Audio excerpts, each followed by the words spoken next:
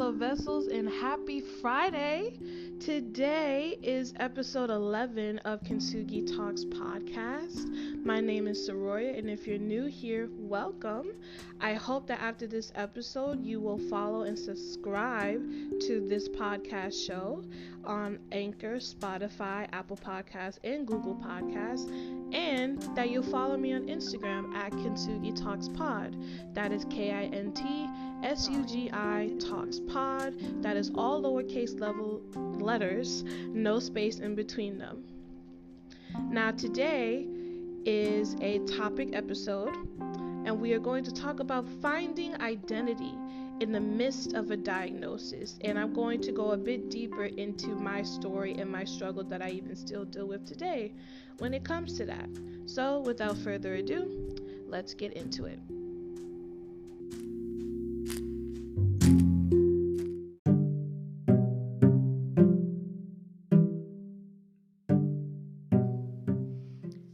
Now, we got to give a definition of what the word identity even means. So, the word identity means the distinguishing character or personality of an individual.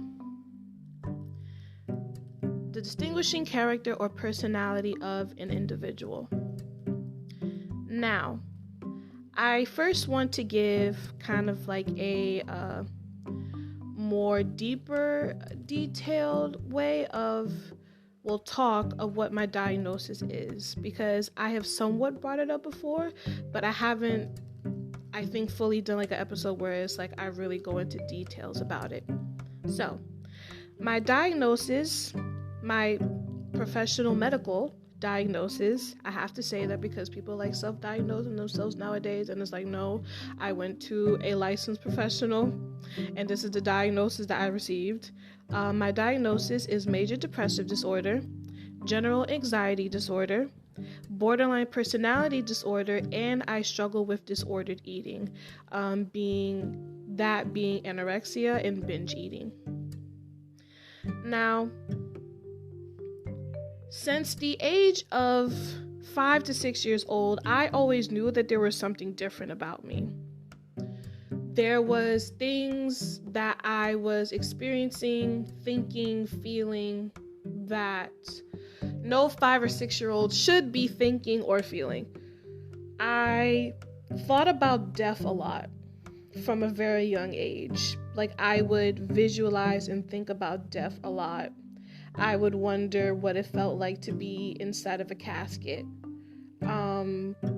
Like, what does it feel like to be dead? Like, what does it feel like to not have like air in your lungs? Like, I was picturing and imagining that at like 5 to 6 years old.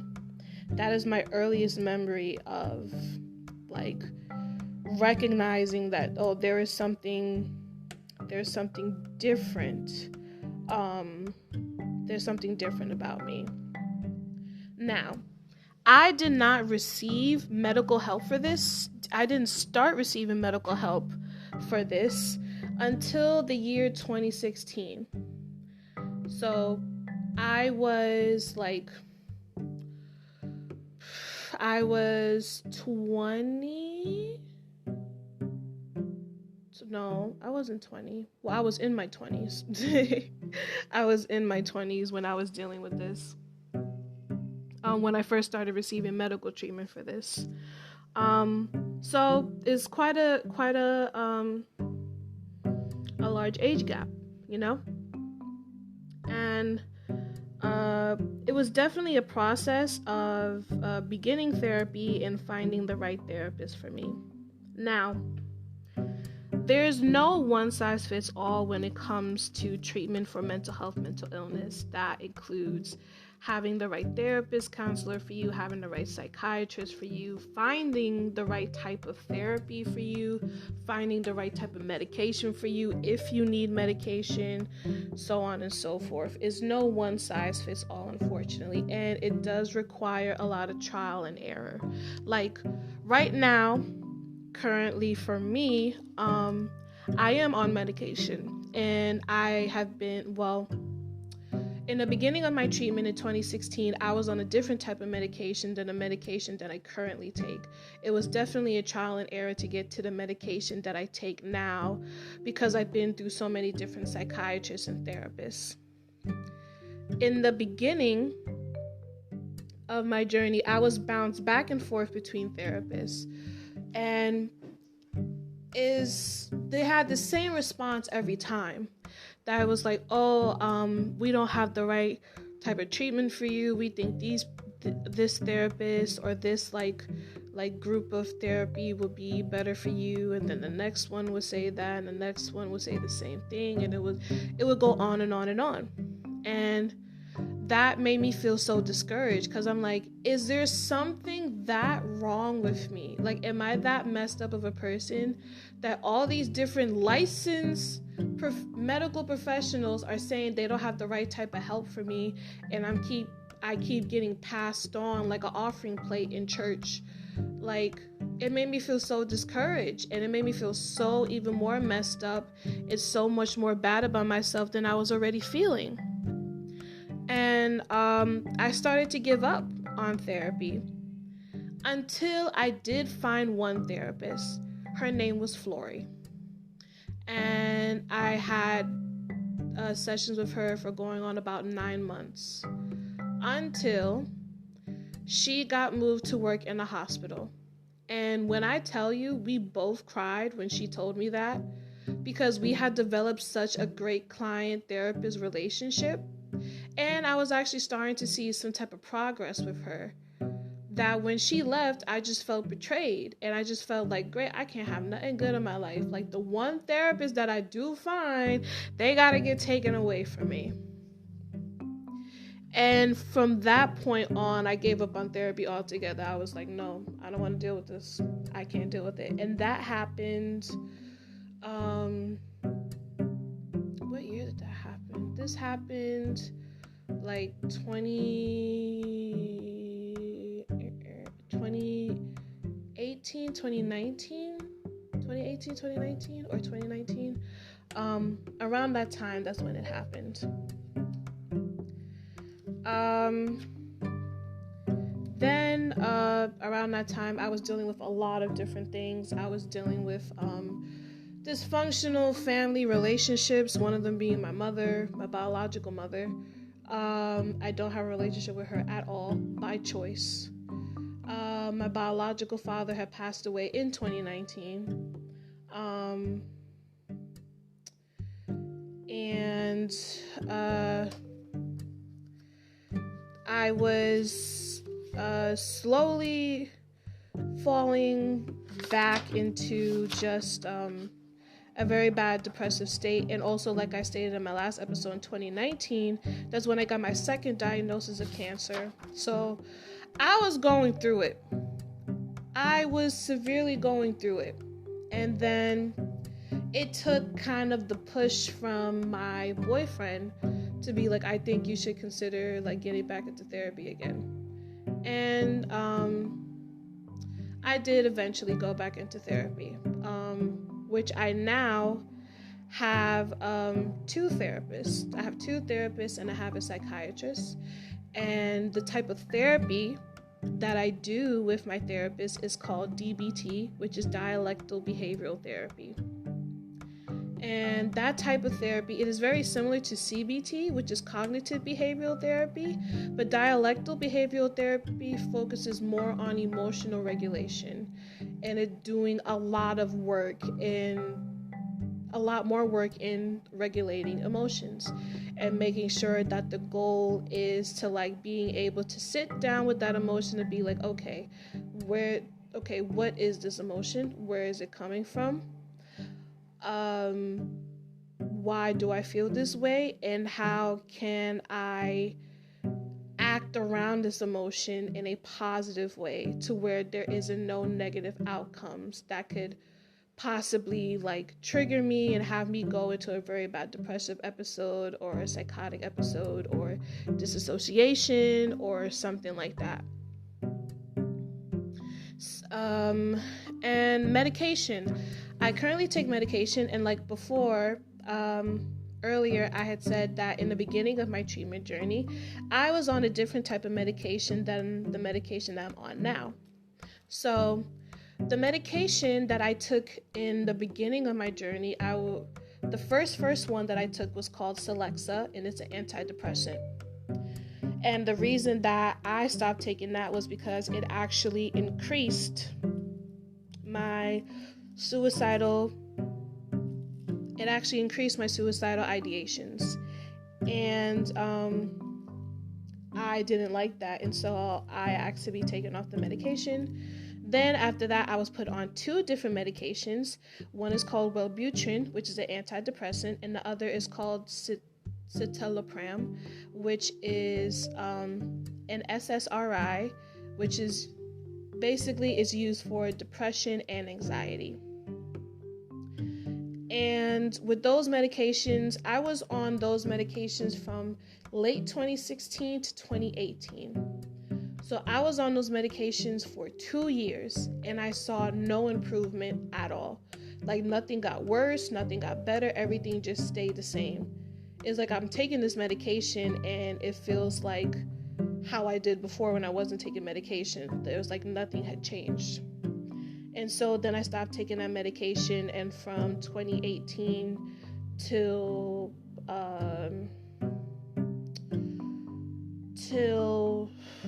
I want to say August of last year, I wasn't on medication.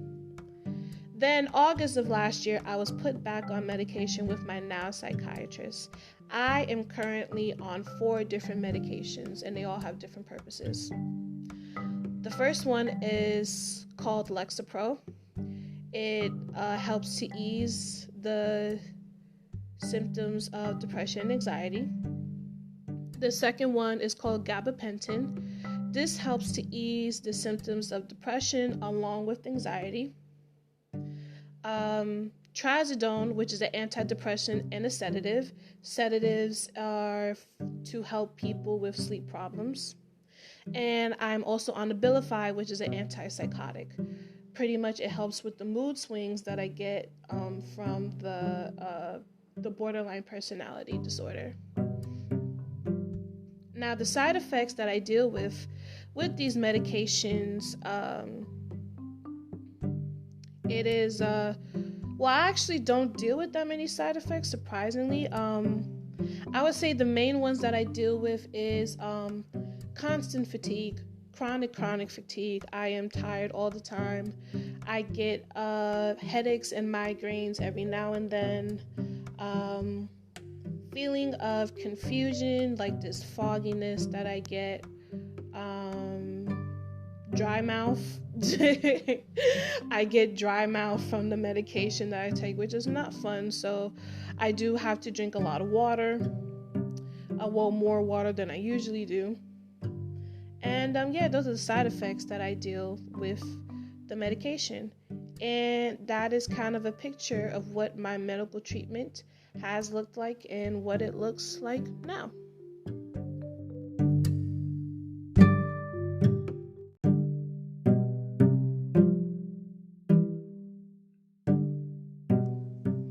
A conversation that I had with my boyfriend the other day, it really stuck with me because I had messaged him saying that it's like I just was not okay. And he had called me in the morning to check in with me to make sure that I was like feeling okay, that I felt like I wasn't going through a crisis and things like that. And in the middle of our conversation, we got to a part that was similar to the topic of discussion of today's episode. And he had said to me that identity is not the same as purpose, and that is something that people can get confused. And he said that I know I either know my identity or my purpose, but I'm just confused as to like what it looks like, and that they're not the same thing. And he was right. I have a picture of what my identity is. I have a picture of what my purpose is. But my problem and this falls more in line with the borderline personality disorder, is that I mirror people.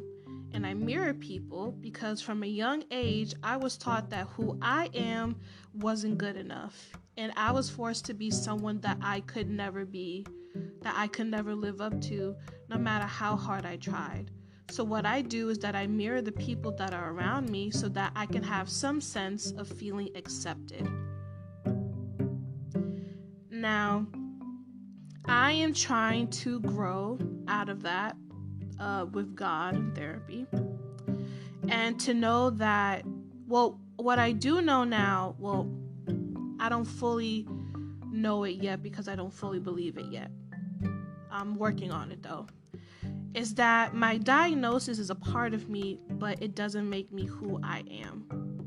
And it could be very easy for anyone with whatever diagnosis it may be that this is like your identity, like this is like who you are. Like my diagnosis, I know, is a part of me. It makes up a part of who I am as a person, but it's not all of who I am as a person, if that makes sense. And so the one big thing that helps me to remember this is the Bible, because the Bible talks a lot about identity in who we are in God. And God is the one that made me, and I have to remind myself to remember that God is the one that made me. God is the one that knows me. God is the one that knows what I'm good at and what I'm supposed to be doing on this earth. So I have to lean in and trust what His word says about me. In Ephesians chapter 2, verses 10, it says, "For we are His workmanship." In other versions, it says masterpiece, created in Christ Jesus for good works, which God prepared beforehand that we should walk in them. This verse helps to remind me that I am beautiful in God's eyes, because what God creates is beautiful things. And that is all He knows how to create.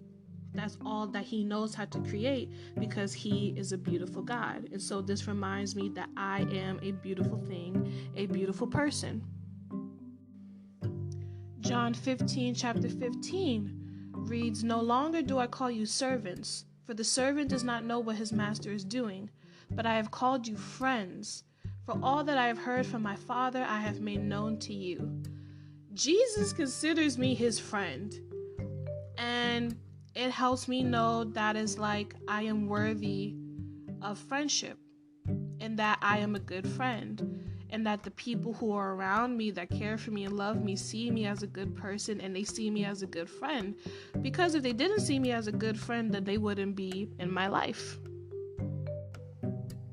1 Peter chapter 2, verse 9 says, "But you are a chosen race, a royal priesthood, a holy nation, a people for His own possession, that you may proclaim the excellencies of Him who called you out of darkness into His marvelous light." I am chosen. I am destined for greatness. Now, obviously, in this verse, He is talking to a specific group of people in the time of the Bible, but I can connect to it now to be like, I am destined for greatness, whatever that greatness is, whether that be me being this like super popular talk show, podcast host. Sorry for that little brain fart I had there with talking. Whether that be me being like this super popular podcast host, whether it be being a super popular YouTuber, whether that be being a super popular singer, whatever that may be, whatever that looks like, God has called me for greatness in whatever He has called me to do, whatever He has given me a talent for, whatever He has given me gifts for. And lastly, one of my personal favorite verses, Psalm 139, verse 14. It reads, "I praise you, for I am fearfully and wonderfully made. Wonderful are your works. My soul knows it very well." David in this verse was confident. He was confident because he said, "My soul knows it very well, that wonderful are your works," because God made David. And we see how David ended up becoming the king of Israel because God said so. God made that calling on his life before he was even born. And this is a reminder for me to be thankful and to praise God, because I was fearfully and wonderfully made in His image by His own hands. The way that I am, the way that I physically look, the way that I emotionally am, things that I see about myself that I think are weakness is that I am a good lover. I love people very well. Even people who don't really deserve it, I love them very well. I am a very creative person. I pay attention to details. I love creativity. I am a very sensitive person to other people's needs. I like to help people. I like to do good at whatever job I was assigned to do. And sometimes I see that as weaknesses, but God said, no, you are fearfully and wonderfully made. So all those things about you are altogether lovely and wonderful.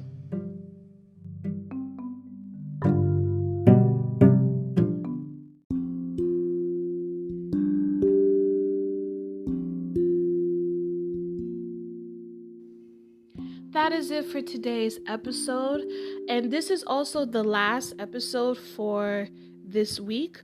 All of next week I won't be uploading because I will be taking that week to prepare for the week after next week, all new episodes. That is how I'll be uploading new content to this podcast. If you guys made it to the end, I want you to answer this question for me. How do you remind yourself, or how are you reminded of your identity in the midst of crisis? That is the question that I have for you guys. How do you remind yourself, or how are you reminded of your identity in the midst of crisis? Again, thank you to everyone who took the time to listen. Thank you to everyone who had listened to every new episode for this week, who have been keeping up with me on social media. Again, if you're not following me on social media, my Instagram page is at Kintsugi Talks Pod. That is spelled KINTSUGI Talks Pod, all lowercase letters, no space in between any of the letters, on Instagram.